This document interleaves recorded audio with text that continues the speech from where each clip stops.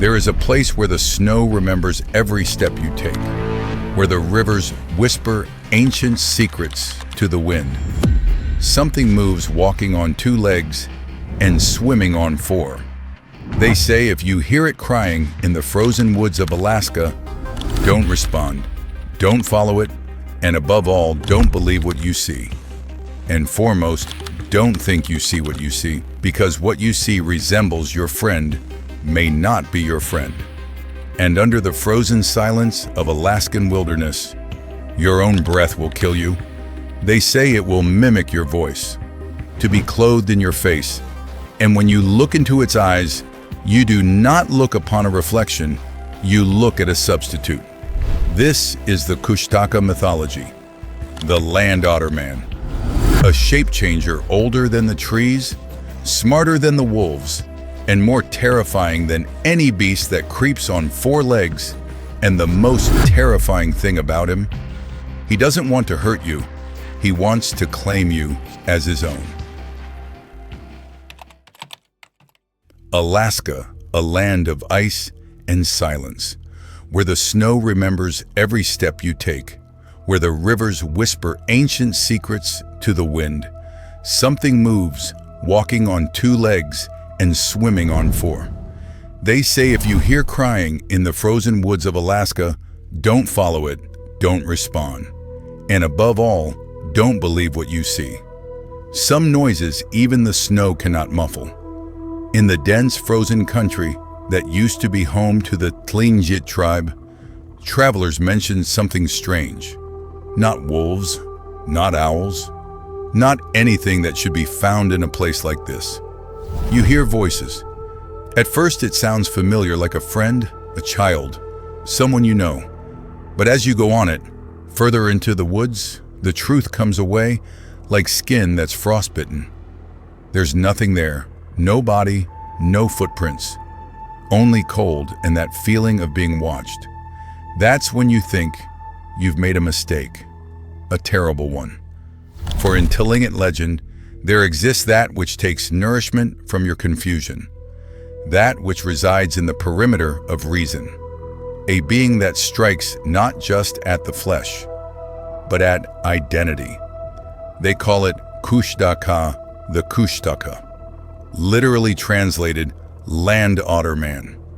And it does not stalk as a bear, it does not howl like a wolf, it lures. The Kushtaka is a fine mimic. It'll talk just like your loved ones.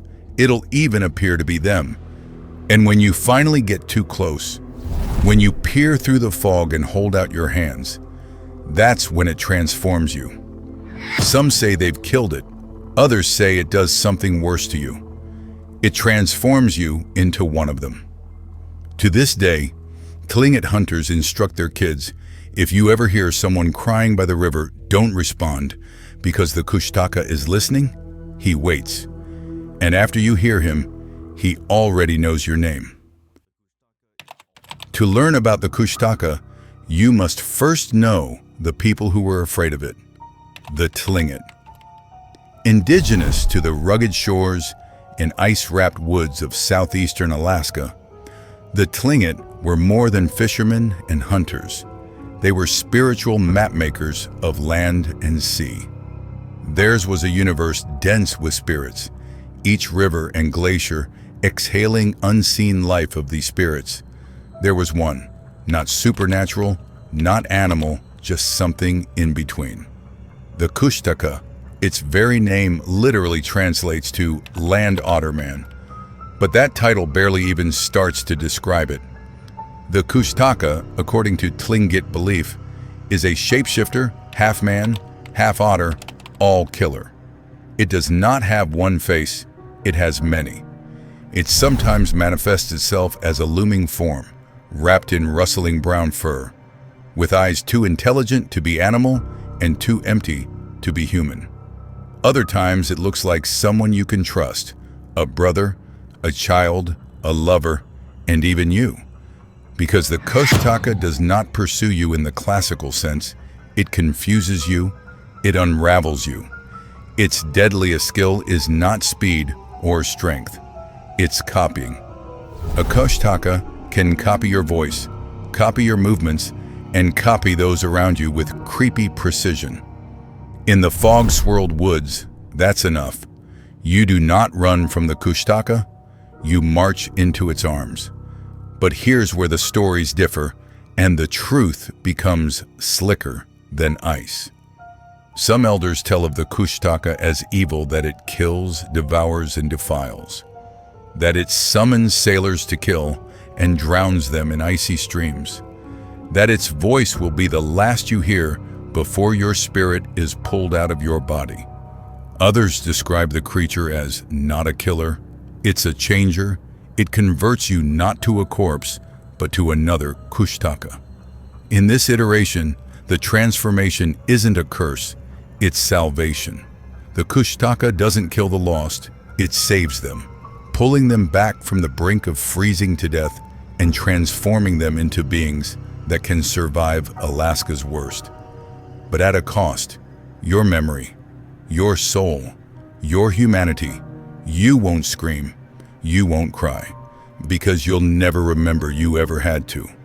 They warn you, if the Kushtaka comes in contact with you, if you've heard its cry or looked into its eyes, you're marked for change and marked for annihilation. Tlingit mothers used to tell their children, don't go close to the water. Don't travel along the rivers alone. Not because of bears, not because of wolves, but because of the Otter men. Because the Kushtaka never forgets a face, and it loves the innocent most of all. Some anthropologists contend the Kushtaka story came into being out of prudence, a cultural mechanism to discourage children from wandering into fatal waterways. But if it's nothing more than that, why do so many still whisper about it? Why do seasoned hunters, toughened by years in the bush, turn white at the mere mention of its name? Why do mature men return from the woods hollow-eyed? To this day, some say the Kushtaka walks among us, in borrowed skin, with stolen voices, not as a monster, but as a reminder that in the remotest corners of the world, not all terror lives in your head, some wear your face. It was a cold spring evening in 1979, just beyond Sitka, Alaska. The sun had dropped below the line of trees, casting long shadows over the forest floor. A handful of loggers had set camp on the edge of a thick stand of spruce, tools secured, fire barely heating the air around them. Daniel Wade was one of them, a quiet man, industrious, reliable. The kind of man who didn't scare easily, not from wolves or myths of the wilderness. He'd worked these forests for decades, cutting timber and taking it out by the ton. But nothing in his experience could have gotten him ready for what would happen that night. Around sundown, Daniel headed away from camp. He told them he needed to relieve himself. He never came back. People weren't worried at first. Men get lost in the woods every day. Maybe he discovered a meadow. Maybe he was having a smoke. But then they heard a voice yelling from deeper in the woods. "Guys, over here! I found something!" It was Daniel, or at least sounded like him. His voice was quiet, but insistent, like he'd discovered something unusual, something that required a second set of eyes. The crew trailed after the voice, flashlights piercing the fog, boots squelching on pine needles. But no Daniel. Then they spotted footprints in the mud. The prints were gigantic, webbed, and uncannily human, like a man crossed with an otter. Daniel Wade was never found. No sign of death, no indications of a struggle, only those prints and a cold, crawling suspicion they had followed the voice into the woods. And whatever had created it wasn't Daniel. The forest just outside Sitka gained a new reputation in the years to come. Locals would speak of a ghost tall, hunched and covered in fur that would appear around dawn. Always still, staring, sometimes around the edge of the tree line, sometimes near cabins, but never doing anything except staring. And its eyes? They looked human. Hunters reported hearing things that had no explanation. A voice from nowhere calling in a friendly voice, the laugh of a friend who was absent. One man claimed to have heard his dead brother, dead 10 years, calling him out of the woods, sobbing for help. He followed the voice over a mile before he got a hold of himself. He says there is something in him, some sort of animal reflex screamed to escape. He went back. He never spoke of it again. Some think Daniel Wade became one of them. That the Kushtaka tracked him down in the forest, charmed him with its voice, and changed him. Not into a ghost, not into a corpse, but into a creature, a shapeshifter and a mimic. Others think that the Kushtaka ate his soul, leaving only a husk that moves and speaks and remembers just enough to scrape by. Either way, the message is clear. Don't follow the voice.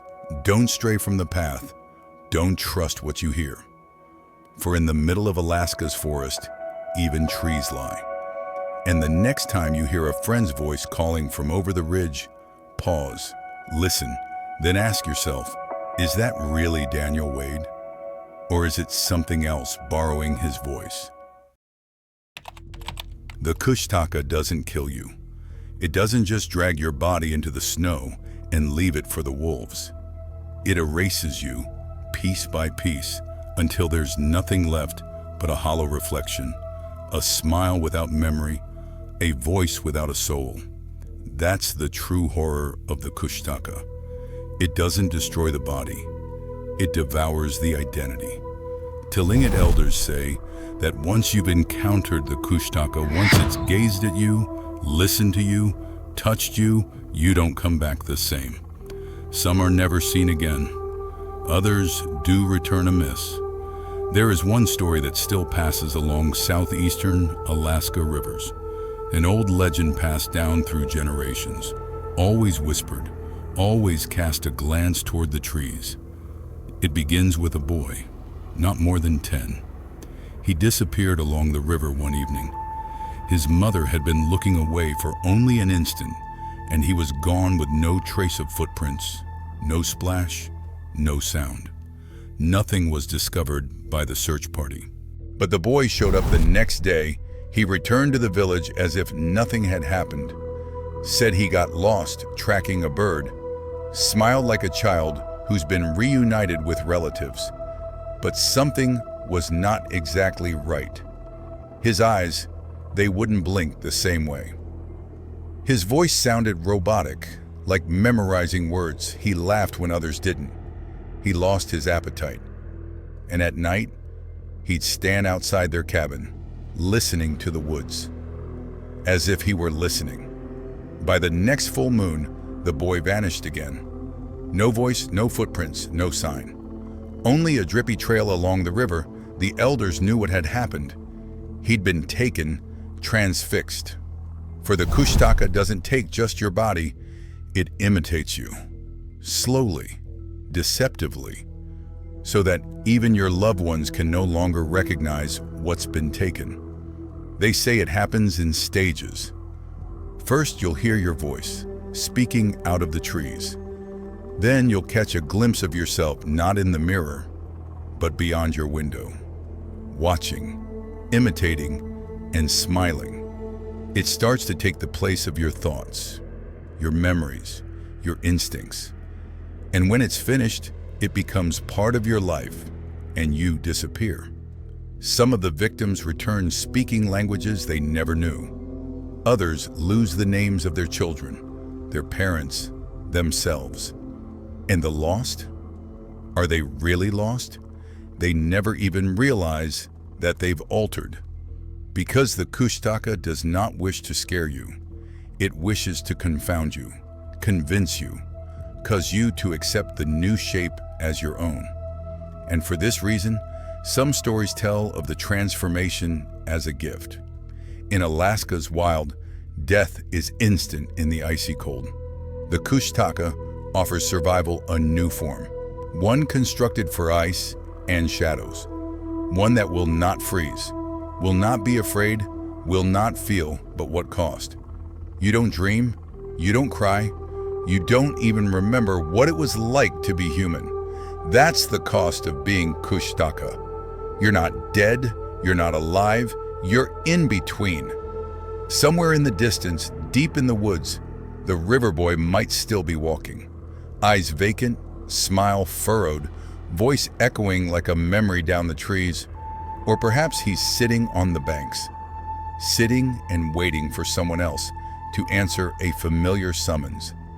And when they do, another transformation begins. Even now, in the desolate corners of Alaska, where the trees whisper and the rivers run black, people still speak about his name, Kushtaka. They don't say it out loud, they don't taunt about them, and when they speak, it is with the weight of remembering, as if they are not just telling a story, but recalling something they wish they did not. Hunters whisper warning before dawn. Fishermen greet each other when fog rolls in, and parents, the ones who still carry the old stories, hush children when they cry by the water. They say the Kushtaka stands patiently in the rustle of frost, in the silence after the snowstorm, in the fog that wraps around the trees like a second skin. He stands for doubt, for a single misstep from the path, for one fleeting moment of weakness, the kind we all possess. And then he takes action. You won't hear him coming, you won't see him move. You'll just feel something familiar in the cold, and that's when it's too late. Because the Kushtaka does not attack as an animal, he welcomes you in. He takes on the voices of the people you love. He puts on the faces of the lost. And he smiles, not because he is glad, but because he knows you believe in him. That's the strength of the Kushtaka. Not animal strength, not fangs, not claws, just belief. Because once you see, you're his. And if you go back, if you come back to the world of the living, you won't be the same. Maybe you'll look the same. Maybe you'll smile. Maybe you'll laugh at the idea that anything ever happened. But when the night falls, and the wind howls, and the fog rolls in just so, and the trees begin to creak, you'll hear it.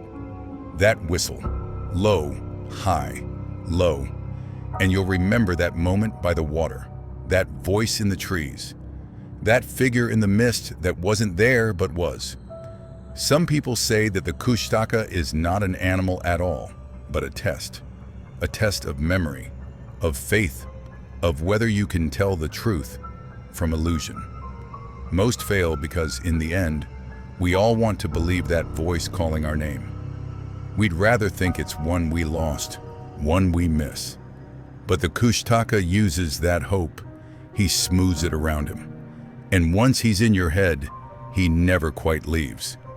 So if you're ever walking alone in Alaska's wilderness, and the wind dies, and the river stirs not, and you hear your name called by one you thought was lost, stop. Don't answer. Don't pursue. And no matter what, don't go looking too closely. Because in the land of ice and silence, where the snow never forgets and the rivers never forgive, even your own voice can come back to haunt you. This is the story of the Kushtaka. He doesn't just steal the lost, he makes them his own. If you've ever heard something in the dark that sent a chill down your spine, if you've ever felt eyes on you when you were alone in the woods, you might have been closer than you think. Do you believe in the Kushtaka? Or has he already forgotten you? Let me know in the comments section. Also, don't forget to like, subscribe, and share your story in the comments. And remember, stay curious, stay aware, and never believe the voice of the fog.